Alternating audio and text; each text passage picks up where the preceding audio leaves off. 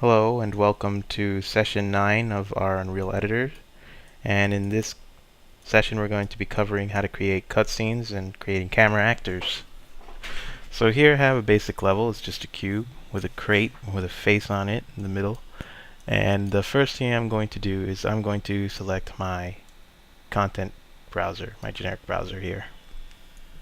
I'm going to go into actor classes and I'm going to select camera actor. From here I'm going to right click anywhere in my level. I'm going to click add camera actor here, and right off the bat we have this camera actor.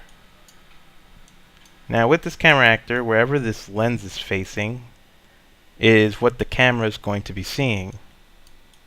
Now it's not a good idea to try to eyeball where the camera is looking, because you're not going to get the shot you want. So the best tool to use is this eyeball tool here. If you click this and then click the camera actor, you're now seeing what the camera is looking at. So if you move the position of the camera to, let's say, you want to look at it from here, and then unclick the eyeball, you'll notice that the camera is in a new position from here, now here, in 3D space. Now the eyeball tool is pretty tricky because you gotta be careful to always toggle it off when you're done moving something. Because if you keep it on and you select something else and then you start moving, like, oh, what happened, and then you click the eyeball, guess what? Now your object that you clicked and moved around is all in a different position now, and that's no good.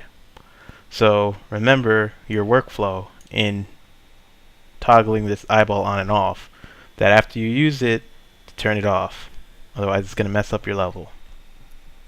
So let me put this crate back into position, undo this crazy example of a mistake I did, put it right here, and put my crate here. And let's say we're happy with that. So with my camera selected, I'm going to select my Kismet. I'm going to right click anywhere in my Kismet and I'm going to select New Matinee. And within my Matinee I'm going to double click it. And from here, in this dark gray area here, I'm going to right click and I'm going to select Add New Camera Group. I'm going to name this Camera 1. So here we have our initial keyframe. That's the camera's starting position. We're going to scroll to the 5-second mark because that's the default. You can adjust the time to however you please, to whatever fits your cutscene. So I'm going to position my camera, click the eyeball again, click my camera. I'm now looking at what my camera is looking at, and now I'm going to pan my camera to say I want to look at over here when it's done. So I'm going to bring up my time editor here, click my movement, click enter, and I'm going to unclick my eyeball. Now I'm going to zoom out a little bit and I'm going to see if my camera is moving as intended. And as you can see, the camera is moving as intended. Now I want to see if the camera caught exactly the angle I was looking for in the actual shot. To do this, I can click the little camera icon next to my camera 1, and now I'm looking at what camera 1 is looking at. And if I hit the play button up here, beautiful, I now have my subtle camera pan of this crate here. So now we need to assign camera 1 a director group so that we know that this is a cinematic cutscene, because this is just the Kismet to move the camera. This isn't the Kismet to see what the camera is looking at. So to do this, I'm going to have to right click, add new director group, and with director selected, I'm going to press enter. I'm going to be given a list. Now, since I only have one camera in my example here, if I had multiple cameras, like say camera 2 and camera 3, these cameras would appear on this list. But for now, it's just one camera, so I'm going to click camera 1 and OK. Now this timeline, this keyframe here is basically where the initial start of what camera 1 is looking at. This position is wrong because this is not where the camera begins its animation. So we're going to want to hold Control, select the camera 1 movement on our director group and drag it to its beginning position. The only reason why this keyframe appeared here is because this black bar was here. If I had it in the beginning here, it would have appeared here and you would have gotten this banner, which is the color of camera 1. If I had camera 2 or 3, I would have different color banners and it would appear on this list here, so that as this black bar went and it hit camera 2, it would then switch to camera 2's point of view, but this is camera 1's point of view right now. Anyway, so now we have our director group and our movement for our camera. So now our camera is working as intended. We have our cutscene playing in the background here. So I'm going to close this and I'm going to bring up my Kismet. So right now we need to have something that toggles this matinee to play, and we do that through Kismets. The beginning event could be anything. You know, you could add a trigger like this in there. You can use a trigger so that if it's touched, destroyed, whatever, this action will happen. But right now I'm going to use something different. I want this to happen when my level is started up, sort of like a intro cinematic to my level. So I'm going to go to new event and I'm going to go to level startup. This is going to kick off my cinematic event. Now this will not work going like this. We still need some more components here. We need to toggle our cinematic mode so that we see what the director camera is looking at. So to do this, we're going to right click, we're going to new action, we're going to go to toggle, and we're going to go to toggle cinematic mode. We're actually going to need 2 of these. So if I copy paste this, or if I just create a new one by going toggle cinematic mode, doesn't matter how you go about doing it. Basically how it's going to work is on level startup we're going to toggle our cinematic mode, and it's going to affect the variable of player. We can create the variable player by holding the P key on our keyboard and left clicking anywhere in our Kismet editor. So I've created a player, Kismet. It's going to affect the target player, this toggle cinematic mode. So on level startup, we're going to toggle the cinematic for our player, and then once this has occurred, we're going to output to play this matinee that is using this camera, camera 1, and once this matinee is completed, we're going to toggle our cinematic mode off, and this is going to affect the player. That's the whole Kismet to our cinematic right now. So if I right click, play from here, here we have our cinematic of our crate, and I'm in the game.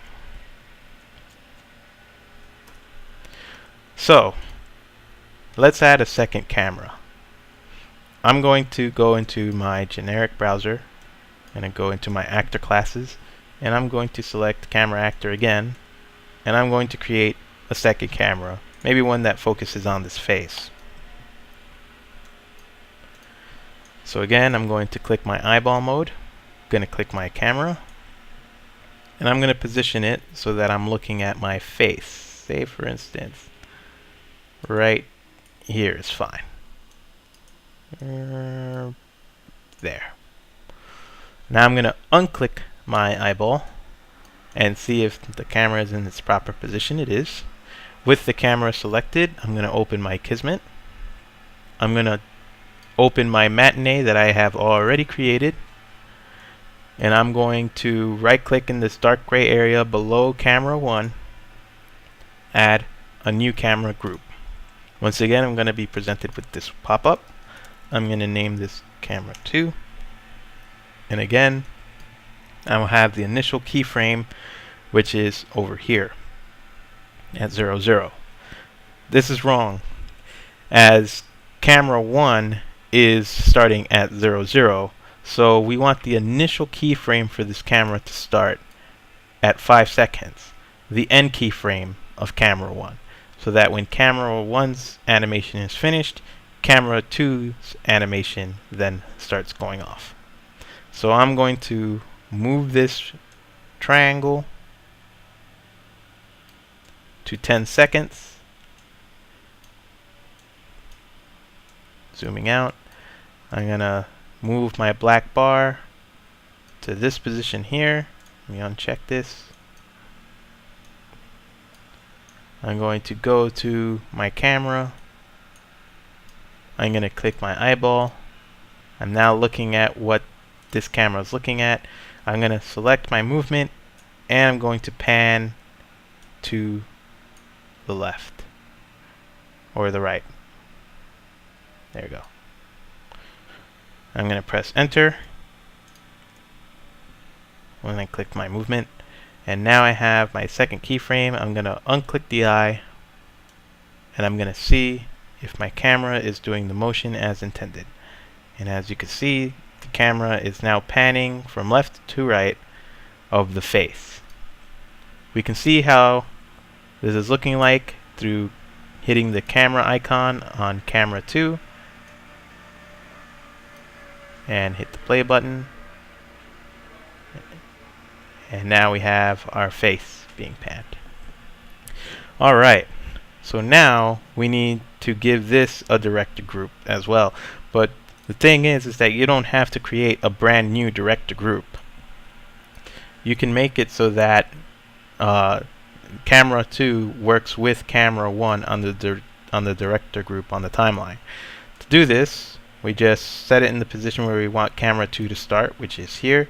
We press enter, and we're going to be given this list like I said before, and now camera 2 appears. We're going to click that, and we're going to click OK, and now we have our two different cameras. This is camera 1, which does that, and this is camera 2, which does that. So if I unclick this, click the director group, so now we're seeing the two animations of the two cameras combined. We're going to be seeing this. Put this to the side. Hit play. So there's camera 1,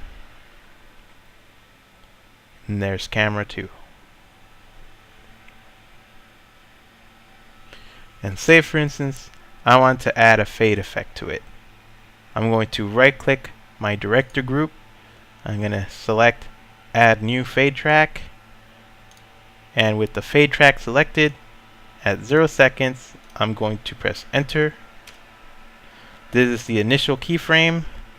I'm going to right click my initial keyframe, set the value to 1, which makes our screen black, as you can see. And let's say after a second and a half I'm going to hit enter again, and our screen is now visible again. That is because the set value on it is 0. So now if I just scroll back a little bit, you'll see that it's fading from black into visibility. And now when I go into my level, fade it in, camera 1, camera 2, and now I'm in the game. And that's how you create cutscenes and use your camera actors and use some of the features within the director group. Hope this helps, and let me know if you have any questions.